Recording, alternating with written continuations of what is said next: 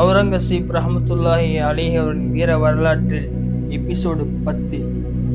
இதில் கோட்டையில் கொலை சதி என்ற தலைப்பிலே சில விஷயங்களை பார்க்கலாம்.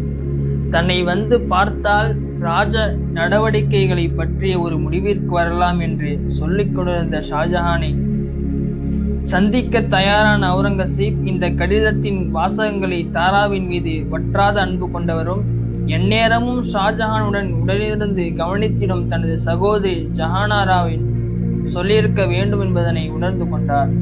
கோட்டைக்குள் ஷாஜஹானை சந்திக்க செல்லும் இடத்தில் அவரை சுற்றி பலம் பொருந்திய கட்டுமரம் வாய்ந்த தாத்தரிய அடிமை பெண்கள் ஆயுதங்களை தாங்கியவாறு நிறுத்தி வைக்கப்பட்டிருந்தனர். ஷாஜஹானை காணச் செல்லும் அவுரங்கசீப் மீது பாய்ந்து அவரை கொல்லவும் திட்டங்கள் தீட்டப்பட்டிருந்தது என்ற தகவலை தான் கேள்விப்பட்டதாக சமகாலத்து ஆசிரியராகிய பெர்னிரியே கூறியிருக்கிறார். அவுரங்கசீப்பின் இன்னொரு சகோதரியான ரோஷினாரா பேகம் இந்த இரகசிய செய்தியினை அவுரங்கசீப்பிற்கு அனுப்பி வைத்தார். சரித்திர ஆசிரியர்கள் பல இக்கொலை திட்டத்தை உறுதி செய்து எழுதியிருக்கின்றனர். மௌலானா ஷிப்லி நுமானி லக்னோவிலிருந்து வெளிவந்த அல் நத்வாஸ் இதழில் 1906, 1907, 1908 ஆண்டுகளில் ஆலம்கீர் என்ற தொடரனை மறைந்த மௌலானா ஷிப்லி நுமானி உருதுவில் எழுதினார்கள். அதனை 1980 ஆண்டு சையீத் சஹாப்தீன் அப்துர் ரஹ்மான் என்ற ஷிப்லி அகாடமியின் செயலாளர் ஆங்கிலத்தில் மொழிபெயர்த்து வெளியிட்டார். அந்த நூலின் 58வது பக்கத்தில் ஷாஜஹான் தனது இன்னொரு மகன் ஷுஜாவிற்கு அவுரங்கசீப் எதிர்த்து அவருக்கு விரோதமாக இந்தியில் எழுதிய கடிதத்தை பற்றியும் குறிப்பிட்டிருக்கிறார். தந்தை ஷாஜஹானிடம் சென்று மன்னிப்பு கேட்க தயாராக இருந்தார் அவுரங்கசீப். ஆனால் ஷாஜஹானின் செயல்கள், தாரா மீது கொண்ட மங்காத பாசம், தாரா இழந்தவற்றை திரும்ப பெற வேண்டும் என்ற தமக்கு ஜஹானார் தந்தையிடமிருந்து கொண்டு எந்நேரமும் வற்புறுத்திடும் நிலை, இந்த நிலைகளை இதோ இன்னொரு இரகசிய கடிதம் ஷாஜஹான் காபூலின் கவர்னருக்கு எழுதியது.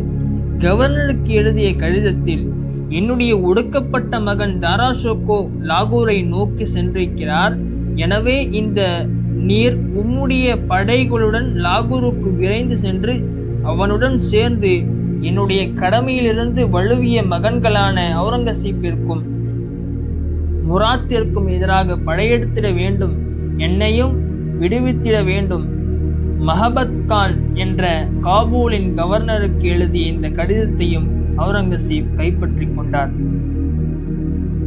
பிள்ளைக்கு விரித்தவளை பெற்றவரே விழுந்த நிலை. சொந்த சகோதரனையே கொன்றுவிட்டு பதவிக்கு வந்த ஷாஜஹான் ஆக்ரா கோட்டைக்குள் அடைப்பட்ட வேளையிலும் அவுரங்கசீப்பிற்கு எதிராக அனைத்து முயற்சிகளையும் செய்து கொண்டு தான் இருந்தார். ஆனால் அவைகளை அறிந்து கொண்ட அவுரங்கசீப் தனது புத்தி சாதுரியத்தாலும் ராஜதந்திரத்தாலும் தப்பித்து கொண்டார் என்றால் அது மிகையாகாது. தனது மகனுக்கு தயாரித்த வலையில் தானே விழுந்துவிட்டார் ஷாஜஹான் என்று டாக்டர் பெர்னியர் தெளிவாகவே தெரிவிக்கிறார். மனதை உருக்கும் கடிதங்கள்.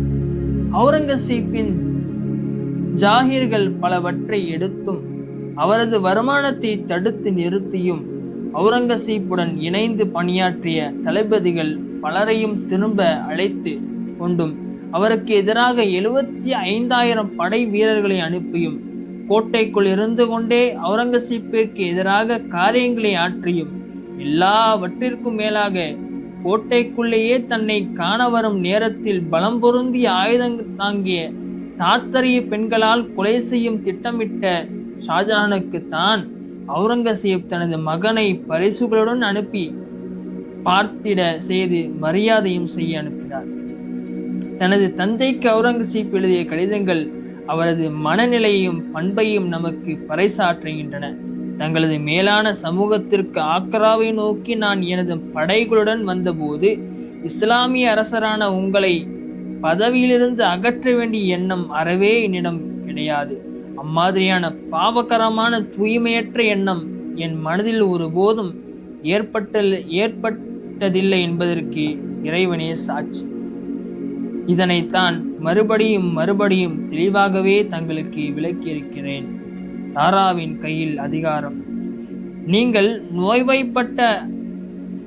நோய்வாய்ப்பட ஆரம்பித்த போது ஒரு முசல்மானுக்கு எந்த அறிகுறியும் இல்லாத உங்களுடைய மூத்த மகன் தாரா அரச அதிகாரத்தை கையில் எடுத்துக்கொண்டு துன்மார்க்கமான காரியங்களில் ஈடுபட்ட போது அவரை பதவியிலிருந்து இறக்க வேண்டும் என்பதை நம்முடைய சமய கடமையாக நான் எடுத்துக்கொண்டேன். ஒருதலைபட்சமான பார்வையினாலும் அரசியல் நிலையை பற்றி அக்கறை கொள்ளாமலும் சக்கரவர்த்தியர்கள் மூத்த இளவரசரை அவரது போக்கிலேயே விட்டுவிட்டீர்கள். எனவே அவருக்கு எதிராக ஜிஹாத் புனித போர் மேற்கொள்ள வேண்டும் என்று முடிவெடுத்தேன். தவறு ஏதும் செய்தால் அதனை திரித்து கொண்டு உங்களை திருப்தி செய்யவே நான் நடந்து வந்துள்ளேன்.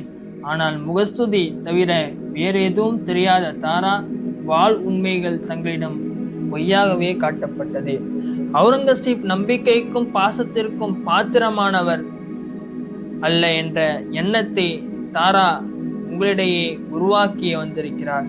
தங்கள் கையில் அதிகாரம் இருந்தவரையில் உங்களுக்கு கீழ்ப்படிந்து நடப்பதை தான் என்னுடைய கொள்கையாக கொண்டிருந்தேன். என்னுடைய எல்லையை நான் ஒருபோதும் மீறவில்லை என்பதற்கு இறைவனே சாட்சி. மறைக்கப்பட்ட சில உண்மைகள். தாங்கள் நோய்வாய்ப்பட்ட போது தாரா அதிகாரத்தை தானே எடுத்துக்கொண்டு பிற சமயத்தை பரப்ப ஆரம்பித்தார். நபிகள் நாயகம் ஸல்லல்லாஹு அலைஹி வஸல்லம் அவர்கள் மேல் உள்ள நம்பிக்கையை கெடுத்திடும் வகையில் அவர் நடந்தபோது குழப்பமும் கலகங்களும் சாம்ராஜ்யத்தில் ஏற்படலாயிற்று. இதை பற்றிய உண்மையை ஒருவரும் உங்களிடம் சொல்லாமல் இருந்தார்கள். நானே சரியான மன்னர் என்று எண்ணிக்கொண்டு தாரா உங்களை பதவியிலிருந்து இறக்கிவிட்டார் என்பதனை நான் ஏற்கனவே எனது முந்தைய கடிதங்களில் தெரிவித்திருக்கிறேன். இந்த சூழ்நிலையில் நான் புரான்புரியிலிருந்து புறப்பட்டு வந்தேன். நாடு முழுவதும் ஏற்பட்டிருக்கின்ற குழப்பங்களை தடுத்து நிறுத்த நான் தவறிவிட்டேன் என்ற குற்றச்சாட்டுகளுக்கு ஆளாகாமல் இருக்கவே வந்தேன். இறைவன் அருளிய ஆசி. நமது மார்க்கத்திற்கு இஸ்லாத்திற்கு விரோதமான தாராவை ஆதரிப்பது உண்மையிலேயே பாவகரமான காரியமாகும். இறைவனுக்கு உண்மையாக கீழ்ப்படிந்து நடப்பதால் இறைவனின் உதவி இல்லாமல் வெற்றி பெற முடியாது என்ற உண்மையை இறைவனின் அருள் எப்படி எனக்கு கிடைத்தது என்பதிலிருந்து நீங்கள் அறிந்து கொள்ளலாம்.